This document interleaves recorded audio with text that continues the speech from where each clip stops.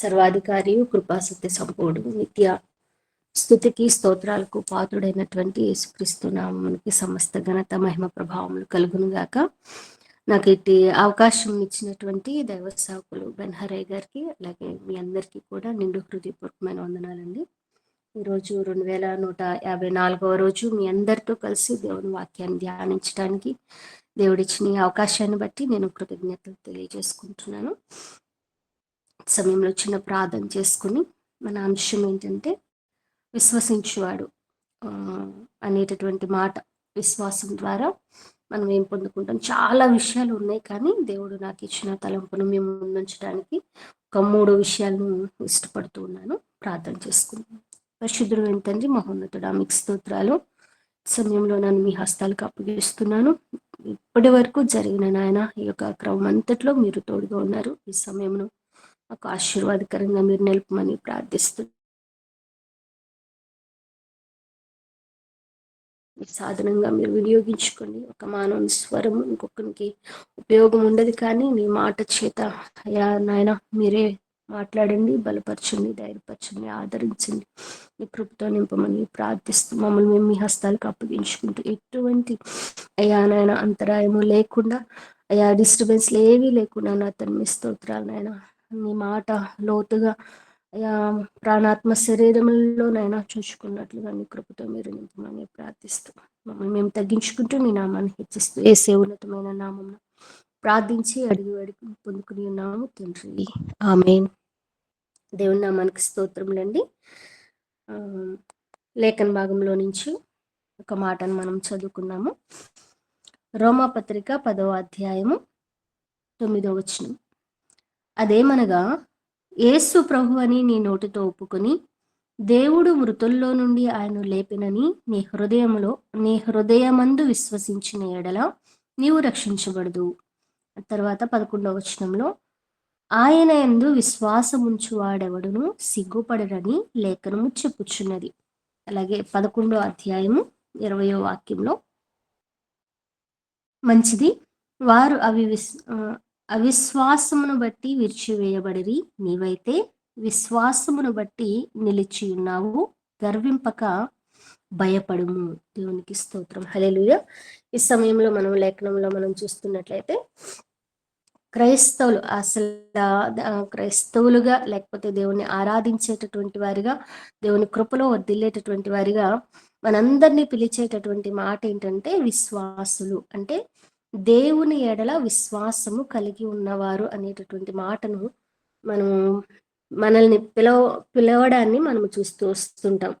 అంత మాత్రమే కాదు, చాలా సందర్భాల్లో మనం విశ్వాసముతో దేవుని సన్నిధిలో ప్రార్థించడం కానీ, దేవుని ఎడల మనం కొనసాగటం కానీ, భక్తి విశ్వాసములను కొనసాగించడం కానీ జరిగిస్తూ వస్తుంటాం. అయితే దేవునిలో మనం విశ్వసించుట ద్వారా అనేకమైన విషయాలు రోమపత్రికలోను బైబిల్ గ్రంథంలో, రోమపత్రికలో మనం ఎక్కువ చూస్తూ వస్తుంటాము. బైబిల్ గ్రంథంలో కూడా ఆయా సందర్భాలను బట్టి దేవాది దేవుడు మాట్లాడుతూ వస్తుంటారు. అయితే ఈరోజు 3 విషయాలు. ఆయన్ని విశ్వసించిన మన యొక్క జీవితాల్లో రక్షింపబడ్డాము, అలాగే సిగ్గుపడము, అలాగే మనము ఎలా ఉండాలి అంటండి, విశ్వాసమును బట్టి నిలిచి ఉండాలి. అందుకనే అపోస్తలుడైన పౌలు భక్తుడు అంటుంటారు కదా, ఆయన ఎంతో గొప్ప పరిచర్య చేసినప్పటికీ కూడా, ఇంత మాత్రమే కాదు, ఆయన ద్వారా అనేకమైన స్వస్థతలు, ఆయన వస్త్రపు చెంగు ముట్టినప్పుడు కూడా అనేకులు స్వస్థత, అనేకమైన అద్భుతాలు జరిగినప్పుడు, అంత మాత్రమే కాదు, పత్రికలు రాయటము కానీ, లేకపోతే సంఘాలను బలపరచడం కానీ, ఎన్నో సంఘాలకు ఆయన ఆత్మీయ తండ్రిగా, నాయకుడిగా ఉన్నప్పటికీ కూడా ఇవి ఏవి కూడా తనకి గొప్పగా అతిశయముగా ఆయన చెప్పుకునటం లేదు. కానీ ఆయన చివరికి వచ్చేసరికి తన యొక్క జీవితంలో చెప్తున్నారు, నేను మంచి పోరాటమును పోరాడాను, నా విశ్వాసమును నేను కాపాడుకున్నాను అనేటటువంటి మాటను మనం చూస్తూ వస్తున్నాం.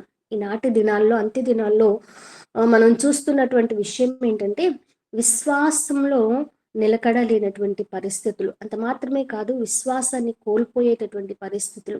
ఒక శ్రమ కానీ, ఇబ్బంది కానీ, కష్టం కానీ, సమస్య కానీ, ఆర్థిక ఒత్తిళ్లు కానీ కలుగుచూ ఉన్నప్పుడు విశ్వాసము సడలి, నా భక్తి ఎందుకు, నా యొక్క ప్రార్థన ఎందుకు, నేను దేవుని సన్నిధికి వెళ్ళటం ఎందుకు, నా దేవుడు నాకు ఏమి చేశాడు అనేటటువంటి నిరాశ నిస్పృహల్లోకి మనుషులు వెళ్ళిపోవడాన్ని మనం చూస్తూ వస్తున్నాం. అయితే అపోస్తలైన పౌలు భక్తుని యొక్క జీవితంలో మనం చూసినప్పటికీ అన్ని అద్భుతాలు చేస్తున్నా, అన్ని గొప్ప కార్యాలు దేవుని చేతిలో బలమైన పాత్రగా ఆయన వాడబడుతూ వస్తున్నప్పటికీ కూడా ఆయన జీవితంలో కొన్ని విషయాలను చెప్పుకుంటూ వస్తారు. ఆయన ఏ విధంగా దేవుని కొరకు శ్రమ పడ్డారు అనేటటువంటిది కొరింథీ పత్రికలో మనము చూడగలుగుతూ ఉంటాం. అయితే ఆయన చెప్పిన మరొక మాట ఏంటంటే, రోమా పత్రికలో అంటుంటాడు, శ్రమ అయినా, బాధ అయినా, హింస అయినా, కరువైనా, వస్త్రహీనత అయినా, ఉన్నవైనా, రాబోనైనా క్రీస్తు ప్రేమ నుంచి మనల్ని ఎడబాపనేరు అన్న మాటను మనం చూడగలుగుతూ వస్తుంటాం. కాబట్టి ఈ యొక్క అంత్య దినాల్లో ఉంటున్న మనం అసలు ఆ దేవుని పేరు ఉచ్చరించకూడదు అని, సువార్త ప్రకటించకూడదు అని చెప్పి ఎంతో అంతరాయాలు కలుగ చేస్తూ, లేకపోతే పరిచర్యకు ఆటంకాలు కలుగ చేస్తున్నటువంటి ఈనాటి దినాల్లో మన విశ్వాసాన్ని ఖచ్చితంగా మనము కాపాడుకునేటటువంటి వారిగా ఉండాలి అనేటటువంటి తలంపును దేవుడు ఈ మధ్య కాలంలో మరి ఎక్కువగా మా మా హృదయాల్లో పెంపొందిస్తూ వస్తున్నారు. మన విశ్వాసమును మనం కాపాడుకునేటటువంటి వారిగా మనం ఉండాలి. మనం దేవుని విశ్వసించాం. ఏమని విశ్వసించామండి? ఇక్కడ లేఖనంలో చెప్పబడినట్లు, దేవుడు మృతుల్లో నుంచి ఆయన ఆయనను లేపెనని మన హృదయంలో విశ్వసించిన యెడల మనం రక్షించబడతాం. యేసుక్రీస్తు ప్రభు వారికి ముందున్నటువంటి జనాంగం చేయవలసినటువంటి విశ్వాసము కలిగి ఉండవలసినటువంటి పరిస్థితులు ఏంటి అని మనం చూసినప్పుడు, యేసుక్రీస్తు ప్రభు వారు మెస్సయగా ఈ లోకానికి వస్తారు, ఆయన ద్వారా మనకు పాప క్షమాపణ అనేటటువంటి విశ్వాసము వారు కలిగినప్పుడు వారు రక్షించబడినటువంటి వారిగా ఉంటున్నారు. యేసుక్రీస్తు ప్రభు వారు వచ్చినప్పుడు ఆయనను విశ్వసించి ఈయన దేవుని కుమారుడు, ఈయన ద్వారానే రక్షణ అనేటటువంటిది విశ్వసించేటటువంటి వారిగా, అలాగే ఈనాటి దినాల్లో మనము ఇవన్నీ నిజము అని నమ్మి, ఆయన దేవుని కుమారుడని నమ్మి విశ్వసించినప్పుడు మనం రక్షించబడతాము అని చెప్పి లేఖనం సెలవిస్తూ వస్తుంది.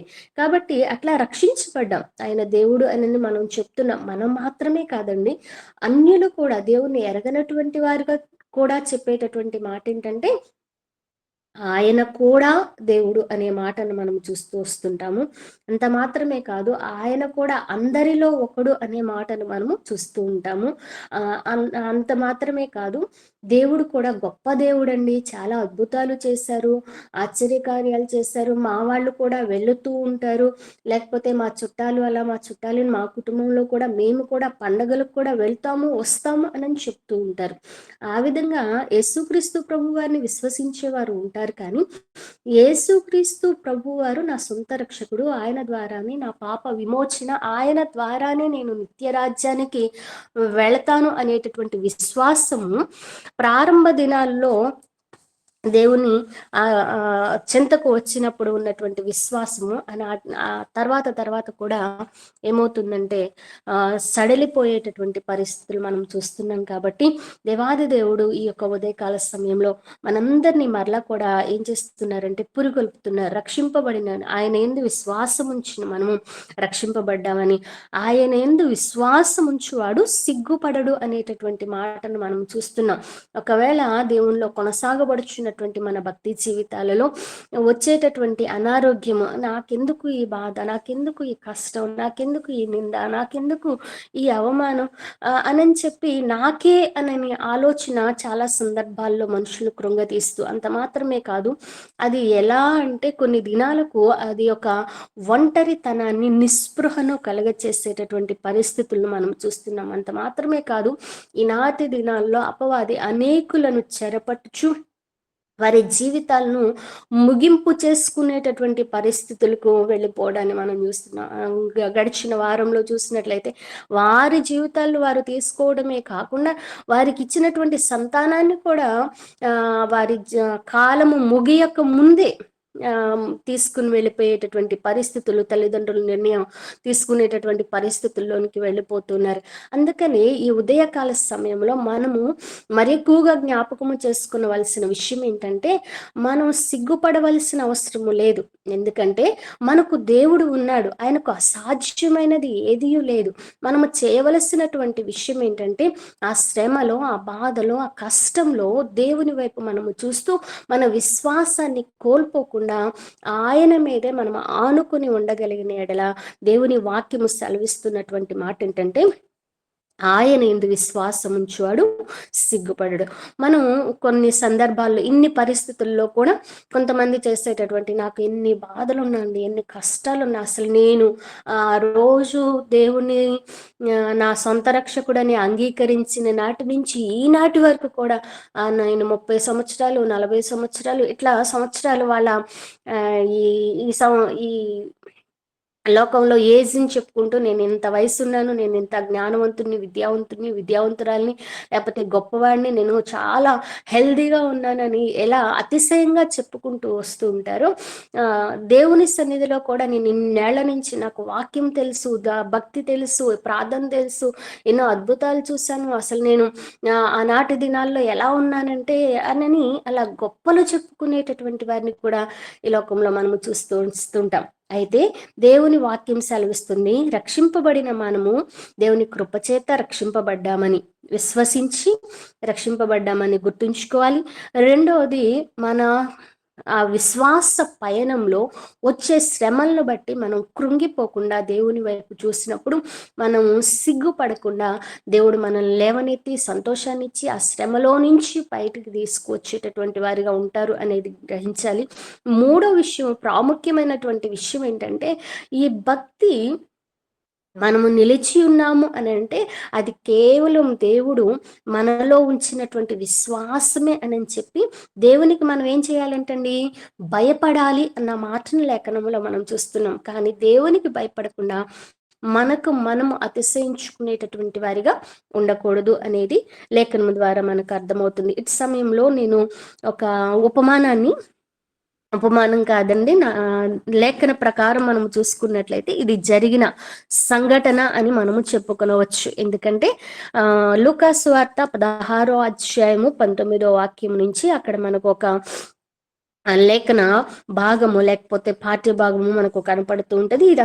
ఇది మన అందరికీ తెలిసినటువంటి పాఠ్య భాగమే. దీంట్లో మనం చూసినట్లయితే ఇద్దరు వ్యక్తులు మనకు కనబడుతూ ఉంటారు. ఎవరంటే ధనవంతుడు మరియు దరిద్రుడు. కానీ చాలా సందర్భాల్లో చెప్పేటటువంటి మాట ఏంటంటే బీదలాజరు అంటుంటారు. కానీ లేఖనము ఏది చెప్తుందో మనము దానిని మాత్రమే పలికేటటువంటి వారిగా ఉంటూ ఉండాలండి. అందుకని ఇక్కడ మనం చూసినట్లయితే ధనవంతుడు దరిద్రుడు అనేటటువంటి మాట లేఖనంలో సున్నైనను పుల్లైనను కొట్టివేయబడదు అని చెప్పి ఇంత స్పష్టంగా రాయబడినప్పుడు మనం సొంతగా ఏంటంటే కొన్ని ఇతరులు ఏమనుకుంటారో, బాధపడతారేమో, కష్టపడతారేమో, ఈ మాట వీళ్ళని పలకకూడదు, ఇలా చెప్తే వాళ్ళు ఇబ్బంది పడతారు అనేటటువంటి ఆలోచనతో కూడా కొంత దాన్ని సర్దుబాటు చేసుకునేటటువంటి భక్తి ఈనాటి దినాల్లో చూస్తూ వస్తుంటాం. కానీ ఏదైతే ఉందో అది మాత్రమే. ఉదాహరణకు మనం చూసినట్లయితే సిలువ వేయబడినటువంటి సమయంలో అక్కడ కుడివైపు ఒక దొంగ, ఎడమవైపు ఒక దొంగ అని ఉంటారు. కానీ సిలువ వేయబడ్డారు అని ఉంటారు. కానీ ఆ వాక్యము చెప్పేటప్పుడు రక్షింపబడినటువంటి వ్యక్తి కుడివైపు వ్యక్తే అన్నది పర్టికులర్గా ఎక్కడ లేఖనంలో మనకు కనబడదు. కానీ కుడివైపు రక్షింపబడ్డారు అనేది మనుషులు చెప్తూ వస్తుంటారు. అంత మాత్రమే కాదు, ఇప్పుడు మనం వినబోయేటటువంటి లేఖనంలో కూడా బొటన వేలు అనేటటువంటి, బొటన వేలు కాదు, చిటికిన వేలు అని చెప్పి నీ చిటికిన వేలుతో కొంచెం ఒక్క చుక్క నీరు నాకు ఇవ్వండి అని చెప్తూ వస్తుంటారు. కానీ వేలి కొనతో అన్న మాట మాత్రమే ఈ లేఖనంలో మనకు కనబడుతూ వస్తుంటది. ఇట్లా మనము ఖచ్చితంగా ఏ పదం అయితే వ్రాయబడి ఉన్నదో ఆ పదాన్ని మనం ఉచ్చరించి ఆ పదము ఎందుకు రాయబడిందో దాంట్లో నుంచి మనం అర్థాన్ని తెలుసుకునేటటువంటి వారిగా, ఆత్మీయ అర్థాన్ని మనము గ్రహించుకునేటటువంటి వారిగా ఉండాలి. ఉదాహరణకు మనం చూసినట్లయితే ఈ మాటలో దేవుడిచ్చిన తలంపు ఏంటంటే దరిద్రుడు అనేటటువంటి మాటను బీదవాడు అన్నా, పేదవాడు అన్నా లేకపోతే నిరుపేద అన్నా ఒకటే అనని కాదు, కానీ దీంట్లో 3 రకాలు మనకు కనబడుతుంటది. ఒకటి పేదవాడు అనంటే కనీస అవసరతలు తీర్చుకుంటా ఉంటారు. అంటే వారు తినడానికి, అలాగే ధరించుకోవడానికి, నివసించటానికి సొంతది కాకపోయినా ఇట్లా కొంచెం వారి అవసరాలు తీర్చబడుతూ వస్తుంటాయి. నిరుపేద అనేటటువంటి పరిస్థితిని మనం చూస్తున్నట్లయితే ఆహ్, కొ ఒక 10 రోజులకో, లేకపోతే 5, 6 రోజులకో, ఒక వారానికో తన అవసరతలు వారు తీర్చుకుంటారు. కానీ దరిద్రుడు అనేటటువంటి పరిస్థితి ఏంటంటే తనకి తినాలి అని ఉంటది, తినలేరు. మంచి గృహంలో ఉండాలి అని ఉంటది, ఆ మంచి గృహము వారికి ఉండదు. అంత మాత్రమే కాదు, తను ఏంటంటే మంచి వస్త్రాలు ధరించాలి అని ఉంటది, కానీ అది ధరించలేనటువంటి పరిస్థితి. అది దరిద్రముగా లేఖనము ద్వారా మనకు అర్థమవుతూ వస్తున్నది. మనకు అర్థమవడానికి ఈ యొక్క లాజరు భక్తుని మనం చూసినట్లయితే ఆయన ధనవంతుని యొక్క ఎక్కడున్నారండి? వాకిట ఉన్నారు. వాకిలి అంటే ఇంటికి సమీపంలో ఉండదు. గేటు బయట ఉండేటటువంటి దాన్ని వాకిలి అని అంటూ ఉంటాం. ఆ వాకిట ఉన్నాడు. అంటే ఆయనకి నివాసము చేయడానికి ఒక పరిస్థితి లేదు. అంత మాత్రమే కాదు, తన యొక్క దేహము మీద వస్త్రాలు కూడా ఉన్నాయి అనేటటువంటి విషయము, వస్త్రాలు కూడా ఉన్నాయి అనేది ఆహ్, లేదు అనేటటువంటి విషయం లేఖనం ద్వారా మనకు అర్థమవుతుంది. ఎందుకంటే అతను కూర్చున్నప్పుడు ఆ కుక్కలు వచ్చి అతన్ని నాకుచున్నయి అన్న మాటను లేఖనంలో మనం చూస్తాం. అంటే ఎక్కడో ఒక చెంగు ఆయన కప్పుకుని ఉండడం, దేహం మీద వస్త్రాలు కూడా లేనటువంటి పరిస్థితిని. అలాగే ఆయన ధనవంతుని యొక్క భోజనపు బల్ల మీద నుంచి జారిపడేటటువంటి రొట్టె ముక్కలు తినగోరాడు, తినలేదండి. తినగోరాడు. అంటే ధనవంతుని భోజనపు బల్ల ఎక్కడ ఉంటది? గృహం లోపల ఉంటది. ఆ ధనవంతులు అనేటటువంటి వారు ఎలా తింటారు? చాలా నా కొంచెం గొప్పగా ఉన్నటువంటి వారు చక్కగా నాప్కిన్ వేసుకుని పైన టేబుల్ మీద పెట్టుకుని ఏమీ కూడా కింద పడకుండా జాగ్రత్తగా తింటారు. కొంతమంది అయితే స్పూన్స్, ఫోర్క్స్ కూడా ఉపయోగించేటటువంటి వారిని మనము చూస్తూ వస్తుంటాం. ఒకవేళ అక్కడ పైనుంచి ఏదన్నా చిన్నది పడినా అది దాన్ని బయటకు తుడుచుకుంటూ వస్తే అది ఏమైనా ఉపయోగం ఉంటే, ఒకవేళ అలా తుడుచుకుంటూ వచ్చినప్పటికీ కూడా అతని చుట్టూ ఏమున్నాయండి? కుక్కలున్నాయి. ఇతను తినేలోపే అవి తినేస్తాయేమో ఒకవేళ. ఇవన్నీ ఆలోచన చేస్తుంటే అతనికి తినాలనుంది, తినలేకపోతున్నాడు. వస్త్రాలు ధరించాలనుంది, ధరించలేకపోతున్నాడు. అంత మాత్రమే కాదు, తనకు నివాసం అనేటటువంటిది కూడా ఏదీ లేదు అనేటటువంటి పరిస్థితిని మనము చూస్తూ వస్తున్నాం. ఇది దరిద్రకు సాదృశ్యముగా ఉంటూ ఉన్నది. ఇక్కడ మనం ఆత్మ సంబంధంగా మనము చూసుకున్నట్లయితే విశ్వాసం కలిగి నేను బ్రతకాలనుకుంటున్నానండి. విశ్వాసం కలిగి దేవునిలో నేను కొనసాగాలనుకుంటున్నానండి. నేను ప్రార్థన చేస్తున్నాను, దేవునితోనే ఉంటున్నాను. కానీ నా జీవితంలో ఎందుకో మేలు చూడలేకపోతున్నా.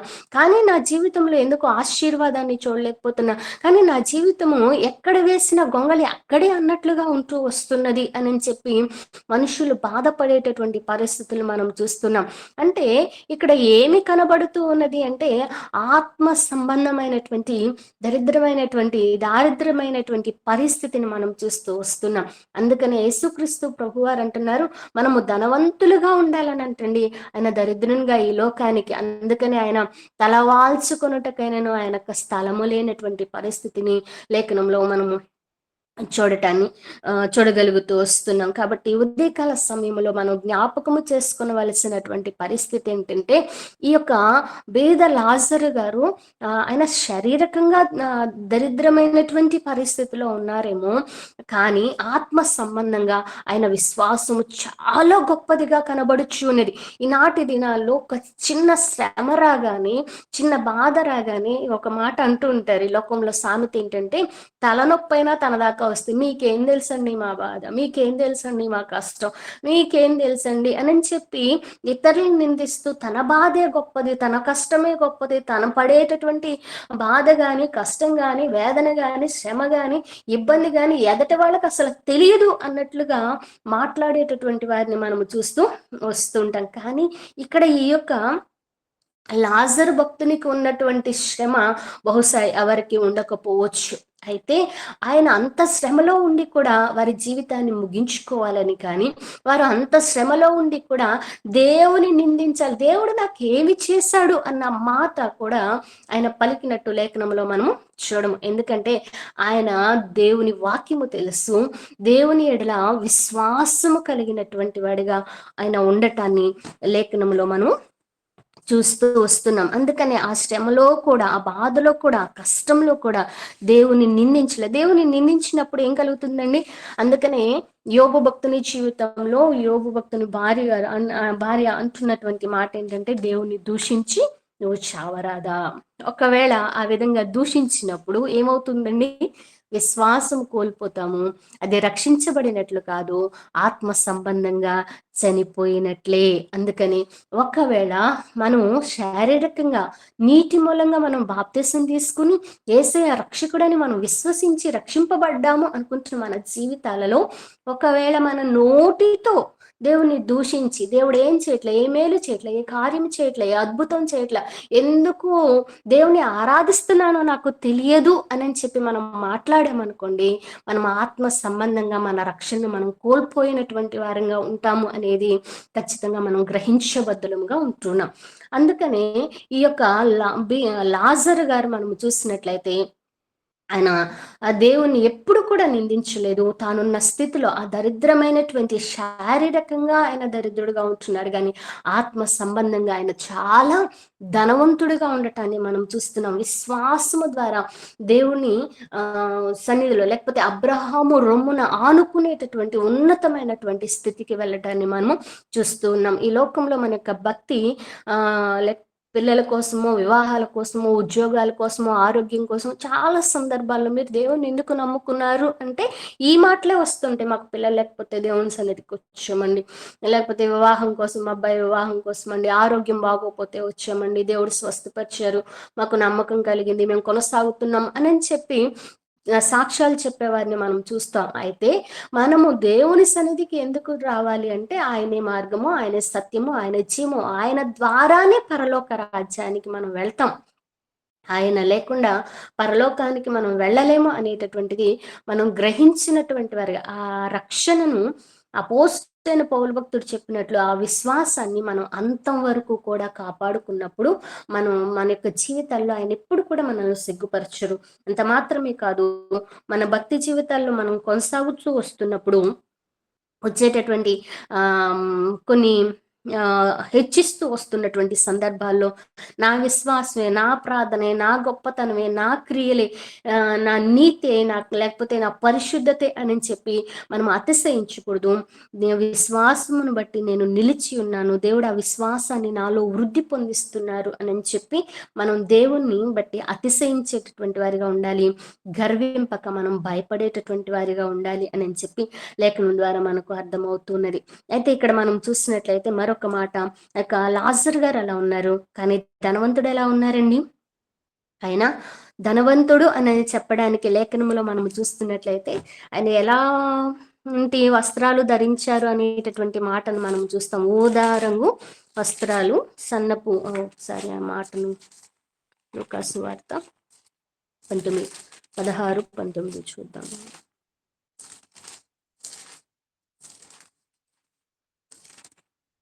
ప్రేమ, యేసుని ప్రేమ.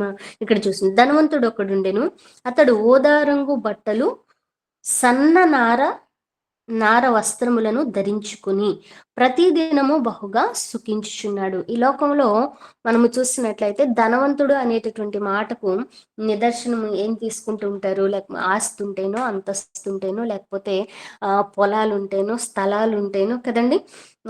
పిల్ల జల్ల గొడ్డు గోడ ఇట్లా అంటారు కదండి, పాడి పంటలు, బ్యాంక్ బ్యాలెన్స్లు, బంగారం, వజ్రం, ఇట్లా ఒక భౌతికంగా కనపడేటటువంటి విషయాలన్నిటికీ కొంత ఉన్నతమైన ఇల్లు ఆస్తిపరులు ఉన్నతంగా ఉన్నారు అని చెప్పి, అలాగే కార్లు కానీ కొంచెం హోదాను బట్టి మనం చూస్తూ వస్తుంటారు.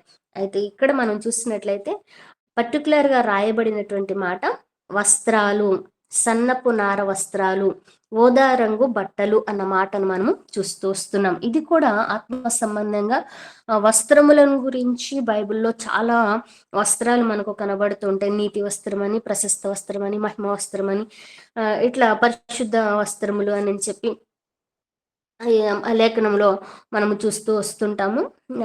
దేవుని చిత్తమైతే ఒక్కొక్క దాని తర్వాత కాలంలో మనం ధ్యానం చేస్తూ వద్దాం. ఇక్కడ ఈయన చెప్పేటటువంటి విషయం ఏంటంటే, వస్త్రాలు అన్న మాటను, సన్నపు నార వస్త్రాలు అన్న మాటను మనము చూస్తూ వస్తున్నాం. ఎందుకు అనంటే ఆమోసు గ్రంథము 2వ అధ్యాయము 8వ వాక్యంలో మనం చూస్తే తాకట్టు ఉంచారు వస్త్రాలు అన్న మాటను కూడా ఆ లేఖనంలో మనకు కనబడతాయి. అంటే ఆనాటి దినాల్లో వస్త్రాలు, ఈనాటి దినాల్లో బంగారంనో లేకపోతే స్థలాన్నో ఏదన్నా ఇంటినో తాకట్టు పెట్టి డబ్బులు తీసుకునేటటువంటి పరిస్థితిని చూస్తాం. కానీ ఆనాటి దినాల్లో వస్త్రాలే చాలా విలువైనవిగా వారు ఎంచేటటువంటిది.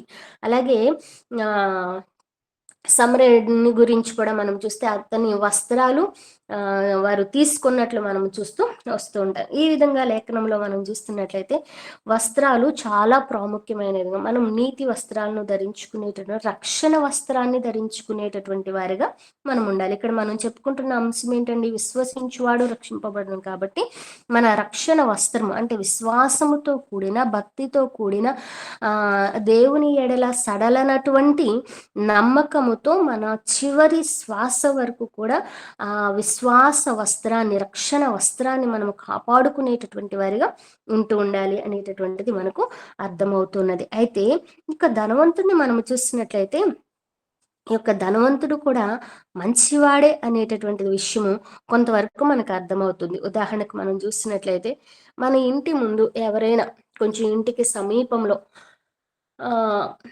తినడానికి లేక భిక్షాటనకు ఎవరైనా వచ్చారనుకోండి, వారిని ఏమంటాం? వారి వస్త్రధారణను చూసి కానీ, వారి ఆకారాన్ని, లేకపోతే కొన్ని సదుపాయాలు లేక వారు సరిగ్గా శుభ్రంగా ఉండకపోవడాన్ని పరిస్థితిని బట్టి వాళ్ళని దూరంగా అటెళ్ళు అని చెప్పి అంటూ ఉంటాం. కానీ ఇక్కడ ఈ ధనవంతుడు ఏం చేస్తున్నాడు? తన వాకిట ఆయన కూర్చున్నప్పటికీ కూడా ఆయన ఏమీ అంటలేదు. నువ్వు ఇక్కడ కూర్చోవద్దు అనలేదు, నువ్వు వెళ్ళిపో అని చెప్పి అంటలేదు. కానీ ఆ విధంగా కూర్చునడానికి, అక్కడ ఉండడానికి అవకాశాన్ని ఇచ్చాడు. ఆ పరిస్థితిని చూస్తున్నాడు. కానీ ఆ పరిస్థితుల్లో నుంచి అతన్ని బయటకు తీసుకురావాలి అన్న ఆలోచన మాత్రం ఆ ధనవంతునికి రావటంలా.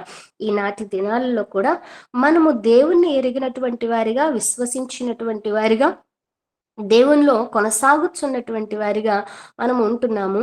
మన దేవుని తెలియనటువంటి అన్యులు కానీ, దేవుని తెలియనటువంటి, వాక్యము తెలియనటువంటి వారు లోకంలో నశించిపోతున్నటువంటి వారిని చూస్తున్నాము. కానీ వారి గురించినటువంటి బాధ కానీ, ఆవేదన కానీ, లేకపోతే వారికి కొన్ని మాటలు చెప్పి దేవుని వైపు త్రిప్పాలి అనేటటువంటి ఆలోచన కానీ మనుషులకు లేనటువంటి పరిస్థితులు. అందుకని దేవుని వాక్యంలో మనం చూస్తున్నట్లయితే ఈ ధనవంతుని యొక్క మంచి గుణము ఉన్నది. కానీ ఆయన చేయనటువంటి పని ఏంటంటే, లేవికాండము 25వ అధ్యాయము 35వ వాక్యంలో మనం చూస్తే, పరవాసి అయినను అతిథి అయినను నీ సహోదరుడు భేదవాడే నిరాధారుడే నీ యొద్దకు వచ్చిన ఎడల నీవు వానికి సహాయము చేయవలను, అతడు నీ వలన బ్రతుకవలెను. మరి మన ద్వారా ఎంతమంది దేవునిలో బ్రతికేటటువంటి వారిగా ఉంటున్నారు?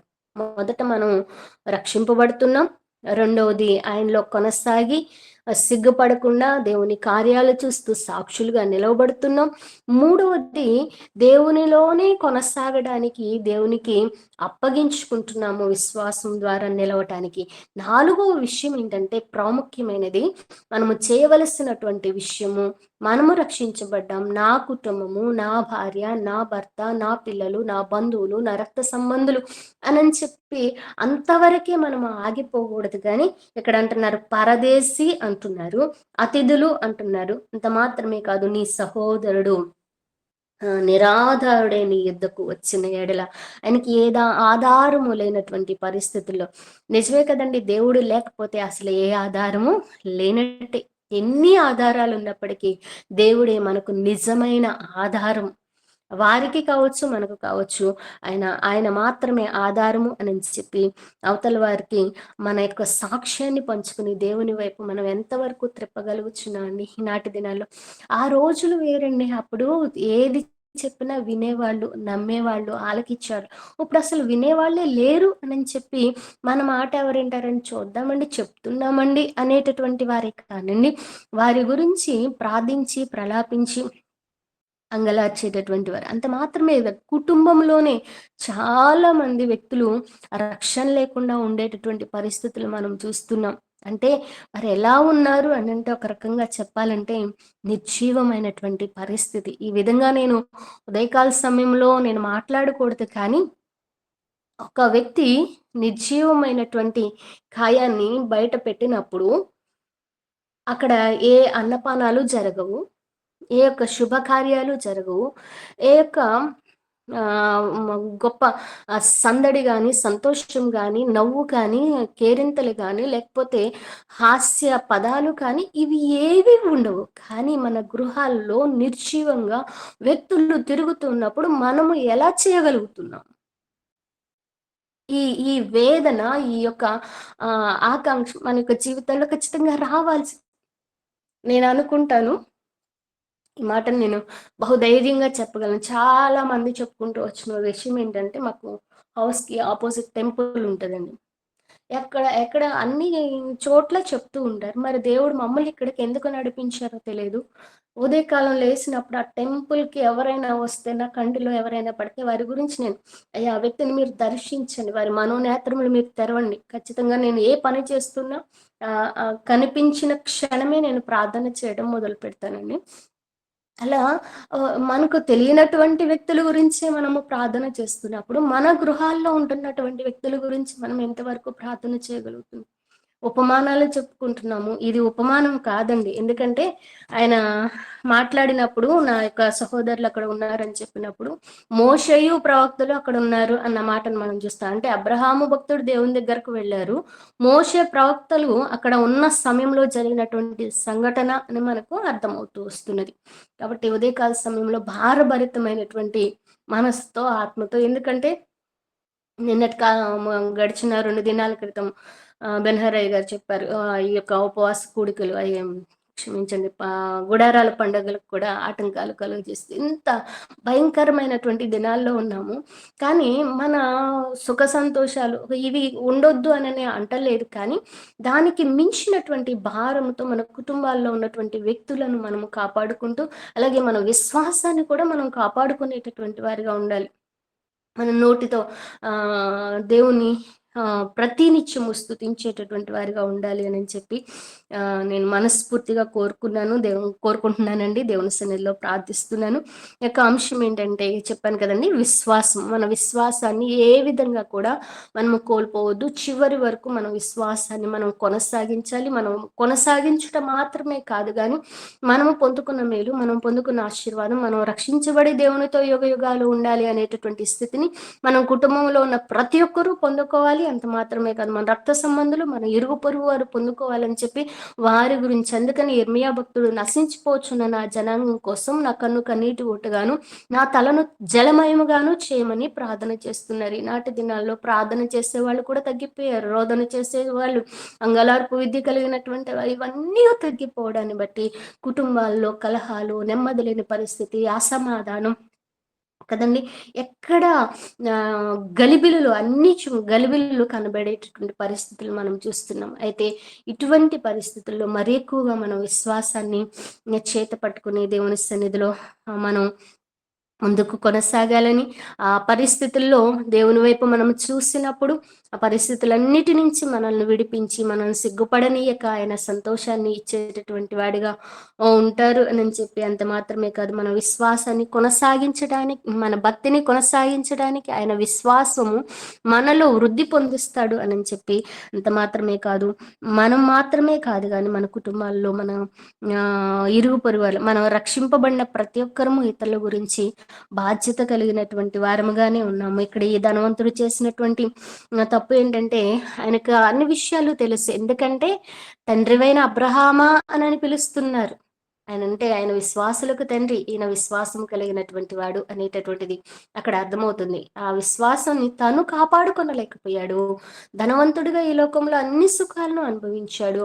అన్ని సంతోషాలను అనుభవించాడు.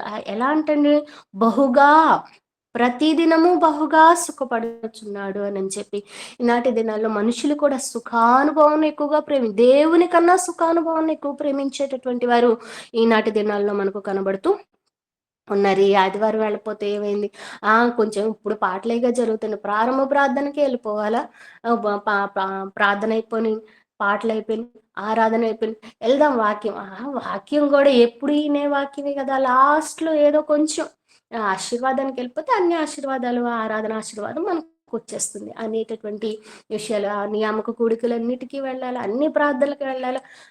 ఎప్పుడు ప్రారంభంలో అయితే చేసి మనకు తెలియని భక్తి ఏముంది అని చెప్పుకునే పరిస్థితులు ఈనాటి దినాల్లో వచ్చేస్తున్నాయి. కాబట్టి విశ్వాసం మనము ఈ విధంగా ప్రవర్తించినప్పుడు విశ్వాసాన్ని కోల్పోతాము, దేవునిలో దూరం అయిపోతాము అనేటటువంటిది జ్ఞాపకం చేసుకుని, ఈ యొక్క లాజర్ లాగా ఎరిగి ఉండటము కాదు కానీ విశ్వాసము కాపాడుకుంటూ విశ్వాసంలో నిలిచేటటువంటి వారిగా ఈ యొక్క లాజర్ లాగా మనం ముందుకు కొనసాగుదాము. దేవుని యొక్క అబ్రహాము యొక్క రొమ్మున ఆనుకున్నట్లుగా మనము యేసుక్రీస్తు ప్రభు వారి కుడి పార్శ్వంలో యుగయుగాలు ఆయనతో ఉండేటటువంటి భాగ్యాన్ని పొందుకున్నాము. ఈ ఉదయకాల సమయంలో గ్రూప్లో ఉన్న మనందరము కూడా నాతో సహా మన రక్షణ ఆయన విశ్వసించి రక్షణ ఇచ్చి ఉన్నారు, రక్షణ కాపాడుకున్నాం. మన శ్రమలో నిలిచి దేవుడిచ్చేటటువంటి కార్యాలను, అద్భుతాలను మనము చూస్తూ సిగ్గుపడక అనేకులకు సాక్షులుగా నిలుద్దాం. మూడవది, ఒకవేళ ఈ సాక్షులుగా నిలుచుచున్న మన యొక్క జీవితాల్లో మనం అతిశయించక లేకపోతే గర్వింపక దేవుని నిలిచి ఉన్నాననుకున్నవాడు పడిపోకుండా జాగ్రత్తగా చూసుకోవాలని వాక్యం సెలవిస్తున్నట్లు మన భక్తిని జాగ్రత్తగా కాపాడుకుందాం.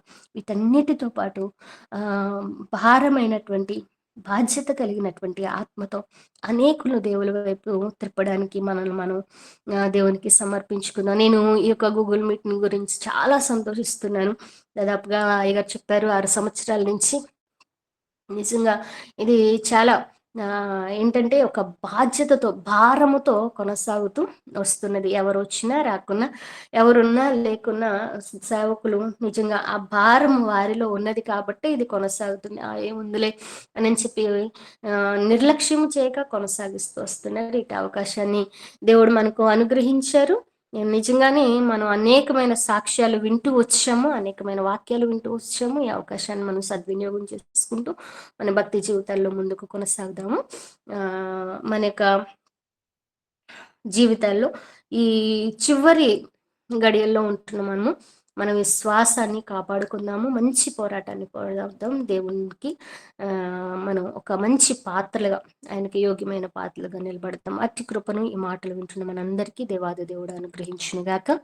సమయాన్ని అనుగ్రహించినటువంటి, నడిపిస్తున్నటువంటి దైవ సేవకులకు, అలాగే బెన్హరయ్య గారికి, సురేష్ రాయ్ గారికి, గ్రూప్లో అందరికీ కూడా వందాలు.